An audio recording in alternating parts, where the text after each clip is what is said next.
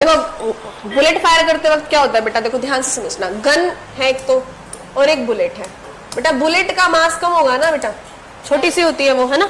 Gun का मास क्या होगा बेटा, ज्यादा ज्यादा होगा, ठीक है। बुलेट जाएगी बेटा v वेलोसिटी से, ये भी जाएगी v वेलोसिटी से। ये दोनों बड़े ले लिए मैंने, ये दोनों क्या ले लिए बेटा, छोटे। आप ऐसे भी ले सकते हो कि इसको m1 और v1 ले लो और इसको आप m2 और v2 ले लो, आप ये भी कर सकते हो, जो आपको ठीक लगे, सुटेबल लगे, ठीक है।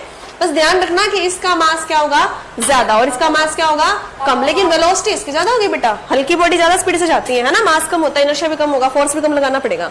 तब होता क्या बेटा कि जब जिस टाइम पे कोई बंदा फर्स्ट टाइम सीखेगा, फर्स्ट टाइम फायर करेगा ना, तो हल्का सा ना उसके बैक की तरफ बेटा ऐसे फोर्स लगता है, ठीक है।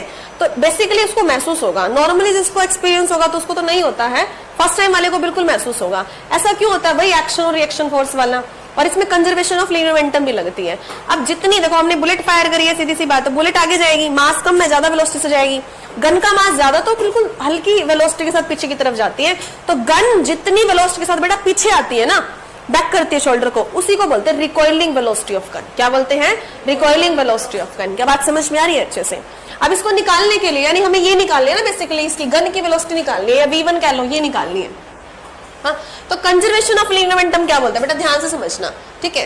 Total linear momentum in the system remain constant. Remain constant मतलब क्या होगा, मतलब इनिशियल मोमेंटम बराबर होनी चाहिए बेटा, इनिशियल मोमेंटम किसके बराबर होनी चाहिए बेटा, फाइनल मोमेंटम के। किसके बराबर होनी चाहिए बेटा, फाइनल मोमेंटम। टोटल सेम होनी चाहिए ना, सेम होनी चाहिए। इनिशियल फाइनल क्या होनी चाहिए बेटा, बराबर। अब देखो इनिशियल की अगर हम बात करें तो स्टार्टिंग में क्या था बेटा, दोनों रेस्ट पे थी, दोनों किस में थी। और मोमेंटम का फॉर्मूला क्या होता है, मास इनटू वेलोसिटी। तो दोनों की वेलोसिटी जीरो थी बेटा उस टाइम पे, दोनों की वेलोसिटी क्या थी, स्टार्टिंग के टाइम पे दोनों की वेलोसिटी जीरो थी, तो दोनों की मोमेंटम क्या होगी, जीरो। तो टोटल मोमेंटम दोनों की क्या हुई, जीरो, दोनों रेस्ट पे थी। अब बाद में क्या हुआ बेटा कि m1 गई v1 वेलोसिटी से और ये गई m2 गई v2 वेलोसिटी से। आई बात समझ में। गन जो m1 मास की थी वो v1 वेलोसिटी से जा रही है, मूव कर रही है, और बुलेट जो m2 मास की थी वो v2 वेलोसिटी से मूव कर रही है, ठीक है।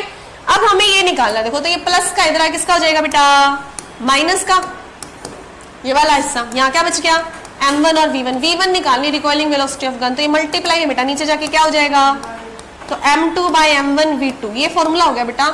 अब ये क्वेश्चन ऐसा कुछ आ जाए ना, तो ये 4 टर्म दिख रही है आपको, 4 में से 3 टर्म गिवन मिलेंगी, एक आपको निकालनी होगी। बात समझ में आई है बच्चे से, आसान है ना। ऐसे ही मुश्किल कह रहे थे तुम, और छोटा सा टॉपिक है। शाबाश, वेरी गुड, निकालो।